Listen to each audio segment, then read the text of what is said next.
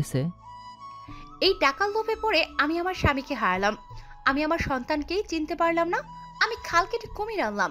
এর থেকে তো আমার সৎ ছেলে মেয়েই ভালো ছিল। রাজুর স্ত্রী চেয়ার থেকে নিচে পড়ে গেল। সুহানার সাথে সাথে তাহাকে অনেক কষ্টে বাসা থেকে বের করে একটা হাসপাতালে নিয়ে যায়। এদিকে শিউলি আর রানা কলেজে ঢুকতেই পেছন থেকে একটা ডাক আসে। এই যে মিস্টার, শুনছেন আপনি? রানা পেছনে ফিরে দেখে জেবা। জি বলুন। আমরা কি পরিচিত হতে পারি? জি। আমি জেবা, আপনার ক্লাসেই পড়ি। গত পরশু ভর্তি হয়েছিলাম। এতদিন বিদেশে ছিলাম, দীর্ঘ 7-8 বছর পর বাংলাদেশে আসছি, কারণ আর ভালো লাগে না বিদেশে।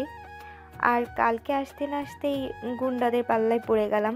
আপনি না থাকলে কালকে যে কি হতো আল্লাহই ভালো জানেন। আল্লাহ যা করে বান্দার ভালোর জন্যই করে। আপনি না আসলে তো আমি আজকে জিন্দা লাশ হয়ে থাকতাম। আচ্ছা, আপনাকে একটা কথা বলবো, কিছু মনে করবেন না তো? না, বলুন, আমি কি মনে করব? দেখুন, আমি কোনো কথা লুকিয়ে রাখতে পারি না, আর আমি মনের কথা মনে বেশিক্ষণ রাখতে পারি না। আমার একটাই চাওয়া ছিল, এমন একজনকে জীবনসঙ্গী করব যে কিনা সব দিক থেকে আমাকে চাইবে আর সাহায্য করবে। কিন্তু আজ পর্যন্ত এমন কাউকে পেলাম না, তাই কোনো রিলেশনও করিনি। তো এইগুলো আমাকে বলছেন কেন? আপনাকে বলার কারণ হলো, কালকে প্রথম আপনাকে দেখেই আমি ভালোবেসে ফেলেছি। এখন আপনি একটু অবাক হবেন যে একদিনে ভালোবাসা হয় কিভাবে। সেটার উত্তরও আমি দিচ্ছি। ভালোবাসতে সময়ের প্রয়োজন হয় না, আর বেশি দিনের দরকার নেই।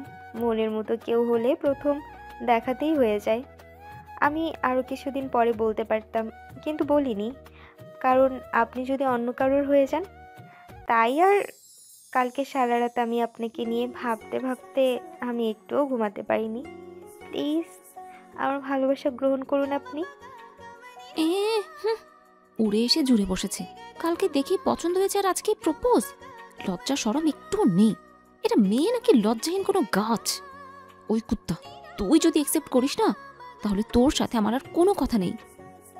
দেখুন, আপনি আমাকে ভালো করে চেনেন না, জানেন না। আর যেই ভালোবাসা যত তাড়াতাড়ি হয় সেই ভালোবাসা তত তাড়াতাড়ি নষ্ট হয়ে যায়। আমি এত কিছু বুঝি না, আমি শুধু আপনাকে চাই। এখন অ্যাকসেপ্ট না করলে আমি নিজেকে শেষ করে দেবো। এটা কোন ধরনের পাগলামি? হ্যাঁ, আপনার পছন্দ হলে তো হবে না। আমারও তো পছন্দ অপছন্দ বলে একটা কথা আছে, তাই না? আমাকে তো একটু ভাবতে দেবেন, তাই না? জেবার কিছু না বলে চলে গেল হন হন করে। একদম ঠিক করেছো তুমি। অপরদিকে রাজুর হঠাৎ তার স্ত্রীর কথা মনে পড়ল। তাড়াতাড়ি নিচে আসে।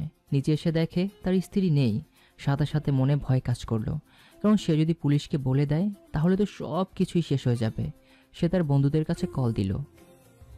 শোন, তোর ভাবি সব কিছু পুলিশকে নাকি বলে দিবে বলছে, তাই রাগের মাথায় মেরে ফেলতে চেয়েছি, কিন্তু মারিনি। তাই হয়তো কোনো হাসপাতালে আছে। আজকে রাতের মধ্যেই তাকে খুঁজে দুনিয়া থেকে সরিয়ে দিবি। সে যদি বেঁচে যায় আর পুলিশকে সব কিছু বলে দেয়, তাহলে আমরা শেষ। আমাদের আর কোনো উপায় থাকবে না বাঁচার জন্য। আগামী 24 ঘন্টার মধ্যে তার লাশের সংবাদ আপনি পাবেন। এটা আমাদের উপর ছেড়ে দিন। এরপর তাহারা খুঁজতে থাকে। এইদিকে সোহানা একটা মেডিসিন আনতে নিচে নামে। অল্প একটু নামতে দেখলো রাজুর বন্ধুরা লোকজন নিয়ে হাসপাতালের দিকে আসছে। সোহানা সব কিছু বুঝে গেল। দৌড়ে আসে রাজুর স্ত্রী কেবিনের সামনে। তাড়াতাড়ি এক নার্সের থেকে মোবাইল নিয়ে শিউলিকে কল দিল। হ্যালো শিউলি, আমি তোমার সুহানা আপু বলছি। রানাকে বলো তো পপুলার হসপিটালে 5 মিনিটের মধ্যে চলে আসতে। কিন্তু কেন? সময় নেই এত কিছু বলার। এটা বলে সোহানা কলটাকে কেটে দিল। তারপর শিউলি রানাকে বলার সাথে সাথেই রানা কলেজ থেকে একটা বাইক নিয়ে বিদ্যুতের গতিতে পপুলার হসপিটালে গিয়ে পৌঁছায়। অন্যদিকে শিউলি জেবাকে বলে, তুমি রানার পিছনে ঘোরাঘুরি করা বন্ধ করো, কারণ আমি রানাকে ভালোবাসি। সে তো আমাকে বলেনি যে সে আমাকে ভালোবাসে। তাছাড়া আমার ভালোবাসা এত সস্তাও না যে কেউ চাইলে দিয়ে দেব। আচ্ছা, তুমি বড়লোকের মেয়ে, বিদেশ থেকে এসেছো, অথচ তুমি কেন একটা বস্তির ছেলের সাথে প্রেম করবে? হ্যাঁ, তোমার পরিবার মানবে? বস্তির ছেলে মানে? এই রানা বস্তিতে থাকে। তার মা বাবা কেউ নেই। আপন বলতে তার একজন বোন আছে। তারা 2 ভাই বোন আমাদের বাড়িতে ভাড়া থাকে। তাছাড়া ওর চরিত্রেও একটু সমস্যা আছে। চরিত্রের সমস্যা মানে? সে তার সৎভাবের সাথে খারাপ কাজ করতে গিয়ে ধরা পড়েছে। এখন তুমি বলবে এত কিছু জেনে কেন আমি তাকে ভালোবাসি? আসলে আমার বাবা তাকে পছন্দ করে, আর আমার বাবা হার্টের রোগী, তো না বললে যদি কিছু একটা হয়ে যায়, তাই আমিও না বলতে পারিনি। কিন্তু তার চলাফেরা দেখে তো এমন কিছুই মনে হয় না। বিশ্বাস না হলে তুমি স্যারকে জিজ্ঞেস করো। আর কালকে যে লোকটি তোমাকে ব্যবহার করতে চেয়েছিল, সেই লোকটি হলো তার সৎ ভাই, আর তার স্ত্রীকেই সে ব্যবহার করতে চেয়েছে। জেবা শিউলি থেকে কথাগুলো শুনে নিস্তব্ধ হয়ে গেল। প্রথম একজনকে ভালোবেসেছে, আর সে এমন গরিব হলে সমস্যা ছিল না, চরিত্রেও তো সমস্যা আছে। রানাকে যতটা ভালোবাসতো, এখন ঠিক ততটাই ঘৃণ্য করে জেবা। কিন্তু তার একটাই কথা, সে মুখোমুখি হবে রানার একটা বার। তাই কালকে দিনের অপেক্ষায় আছে। এরপর জেবা বাসায় চলে গেল। অন্যদিকে রানা হাসপাতালে ঢুকতেই দেখে তার বোনকে নিয়ে টানাটানি করছে কিছু ছেলে। তার বোন আইসিইউর দরজার সামনে লোকদেরকে ভেতরে ঢুকতে দেয়নি বলে তাহারা সরানোর চেষ্টা করলো। রানার তো দেখি মাথা গরম হয়ে গেছে, সাথে সাথে ওদের সাথে লড়তে যায়। শুধু রানা কেন, যে কোনো ভাই এত গরম হবে তার বোনের গায়েকেও হাত দিলে। অনেকক্ষণ মারামারি করে তাহাদেরকে হাসপাতালে ভর্তি করানো হলো। রানা বলল তার আপুকে। এরা কারা আপু? আর তুমি এখানে কেন? সুহানা মনে মনে ভাবল, যদি রানাকে সব বলেই দেয় তাহলে হয়তো সে ওকে বকবে কিংবা রাজুকে মেরে ফেলবে, তাই সে মিথ্যা বলে। আমার এক বান্ধবী অসুস্থ, তার লোকেরা তাকে মারতে আসছে, তাই আমি বাধা দেওয়াতে আমার গায়ে হাত তোলে। আচ্ছা চলো বাসায় যাই। তুই যা, ও এখানে একা তো, তাই আমার থাকা খুব প্রয়োজন। শিউলিকে বলে দিয়েছি যে তোকে খাবার দিতে। এরপর রানা বাসায় ফিরে যায়। কিছুক্ষণ পর রাজুর স্ত্রী জ্ঞান ফিরে, আর তার জ্ঞান ফিরতেই চোখ খুলে দেখে সোহানা। একটু একটু মনে পড়ে যে সোহানা তাহাকে বাসা থেকে বের করছে। আপু, আপনাকে যে আমি কি বলে ধন্যবাদ দেব বুঝতে পারছি না। আমি আপনাদের সাথে এত খারাপ আচরণ করার পরেও আপনি আমাকে বাঁচালেন, আর যাদের জন্য এত মিথ্যে নাটক করলাম তারাই আমাকে মেরে ফেলতে চেয়েছিল। হাসপাতালেও তো কিছু গুন্ডা আসছিল আপনাকে মারার জন্য, কিন্তু এই আপুর ছোট ভাই এসে তাহাদেরকে হাসপাতালের বেডে শুইয়ে দিয়ে গেল। রানা, এসেছো আমাকে বাঁচাতে? আমি কল দিয়েছিলাম। আপু, সেদিন আমি ইচ্ছে করে রানার সাথে এত বড় মিথ্যে অভিনয় করি। সেদিন রাজু বলেছে আমি যদি রানা আর তোমাকে তাদের বাসা থেকে বের করতে না পারি তাহলে আমাকে বের করে দেবে, তাই। আর তোমার বাবা তো মরেনি, তাহাকে। আমি সব শুনেছি তোমাদের কথা। তোমরা তিনজন মিলে আমাদের ভাই বোনের জীবনটা নষ্ট করেছ, আর আমার বাবার জীবনটাই শেষ করে দিলে। আপু, আমি আজ থেকে তোমার একজন ছোট্ট বোন, প্লিজ তুমি আমাকে ক্ষমা করে দাও। আর আপু, তোমার মোবাইলটা একটু আমায় দাও, বাসায় কথা বলবো। আমার তো মোবাইল না, তবে এই নার্সেরটা দিয়ে আমি কথা বলেছি। তোমার মোবাইলটা একটু দাও। হ্যালো, কী রে, কই তুই? মাত্রই বাসায় আসছি, মাথাটা অনেক গরম আছে। আমি হাসপাতালে ভর্তি আছি, আমাকে রাজু মারতে চেয়েছে। তুই একটু হাসপাতালে আয়, ঠিকানা আমি মেসেজ করে দিচ্ছি, তুই মানুষদেরকে বলে এই ঠিকানায় চলে আসিস। কার সাথে কথা বলেছিলে? আমার ছোট বোন জেবা 3 দিন হলো দেশে আসছে। সে নাকি আর বিদেশে পড়বে না, এখন থেকে দেশে পড়বে। আর আমার বিয়ের সময়ও দেশে আসতে পারেনি, এমনকি আজ পর্যন্ত রাজুকেও দেখেনি সে, আর জীবনেও দেখবে না। ও ভালো। এদিকে রানা বাসায় যেতেই শিউলি বলল, ওই মেয়েটা কিন্তু সুন্দর আছে, তোমার সাথে ভালোই মানাবে, রাজি হয়ে যাও। বিদেশি মাইয়া, আর আমার মনে হয় সে সত্যিই তোমাকে ভালোবাসে। আর এখনকার সময় এরকম ভালোবাসার মানুষ পাওয়া খুবই কষ্টের। তুমি রাজি হয়ে যাও, তারপর না হয় সময় নিবে, এরপর বিয়ে করবে। তুমিও বলছো তাহলে? আচ্ছা তাহলে কালকেই আমি প্রপোজ করব, কিন্তু তুমি আপুকে কিছু বলিও না প্লিজ। আচ্ছা, আমি কিছু বলবো না। এদিকে জেবা হাসপাতালে চলে আসলো। কি রে, তোর এই অবস্থা কেন? আর ইনি কে? এরপর রাজুর স্ত্রী সব বলল জেবাকে। জেবা শুনে নিস্তব্ধ হয়ে গেল, কারণ সে অনেক আশা নিয়ে আসছে যে এবার দুলাভাইকে সাথে নিয়ে ঘুরতে যাবে, আড্ডা হবে ইত্যাদি ইত্যাদি। কিন্তু সে কিনে এতটা খারাপ। অন্যদিকে রাজুর লোকজন রাজুকে রানার ছবি পাঠিয়ে দেয় হাসপাতাল থেকে, আর সব কিছু বলে দেয়।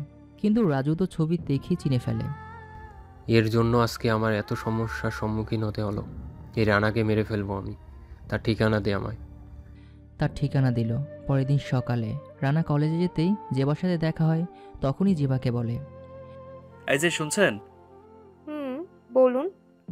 আমি আপনাকে থামুন। এটা বলার সাথে সাথে পেছন থেকে এসে রাজু রানার গায়ে লাথি মারে। রানা একটু দূরে গিয়ে পড়ে যায়। তুই আমার স্ত্রীর সাথে খারাপ কাজ করতে গিয়ে ধরা খেয়েছিস। তারপর তোকে আর তোর বোনকে বাসা থেকে ত্যায্য করে সবাই। আর তোর এত বড় সাহস হয় কি করে যে তুই আমার লোকদের গায়ে হাত তুলিস? রানা, এটা কলেজ, এটা তোমার বাবার বাড়ি নয়। কলেজ মনে করে তুমি তোমার কাজে এগিয়ে যাও। এরপরই শুরু হয় মারামারি। এরই মধ্যে জেবা রাজুর কয়েকটা ছবি তুলে নেয়। অনেকক্ষণ মারামারি করার পর পুলিশ এসে রাজু ও তার লোকজনকে ধরে নিয়ে যায়।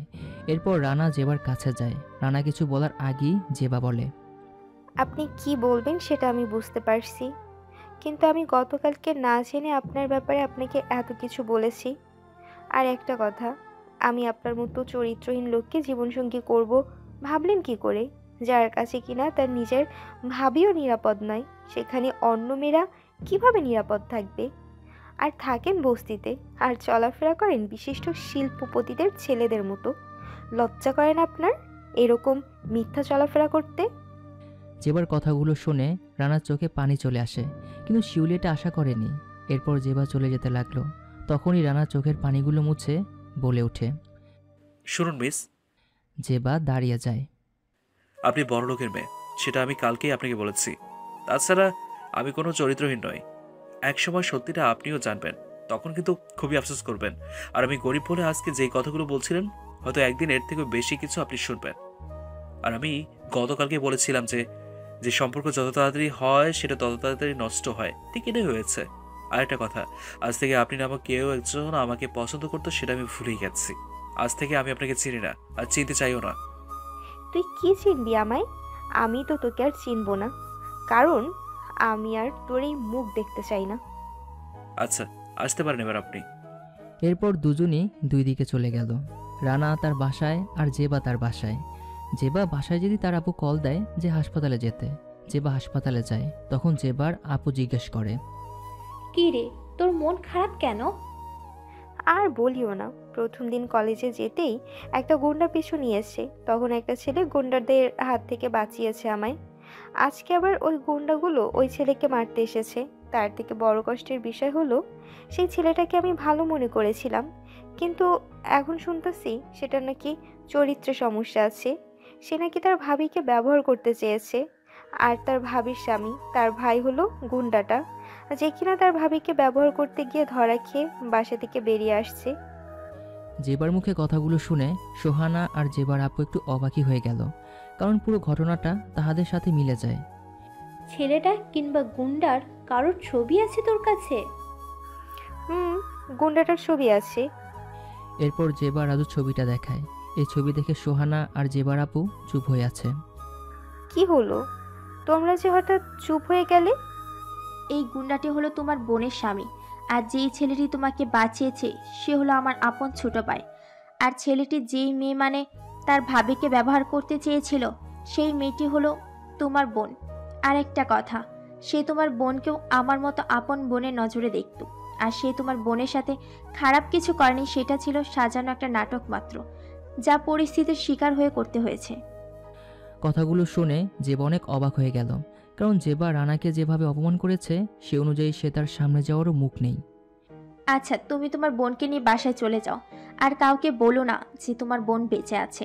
আর বাকিটা আমি রানাকে বলবো সব কিছু। আচ্ছা আপু, আমি রানার সাথে একটু দেখা করতে চাই, ওর কাছে আমি ক্ষমা চাইবো। আগে তুমি সুস্থ হও, তারপর দেখা যাবে সব কিছু। আমি যে অন্যায় করেছি মনে হয় না তো আমাকে ক্ষমা করবে। আমার ভাইকে আমি এমন শিক্ষা দিইনি যে কেউ ক্ষমা চাইলে ক্ষমা করবে না। আপু, আমিও যে তোমার ভাইয়ার সাথে অনেক বড় অন্যায় করে ফেলেছি।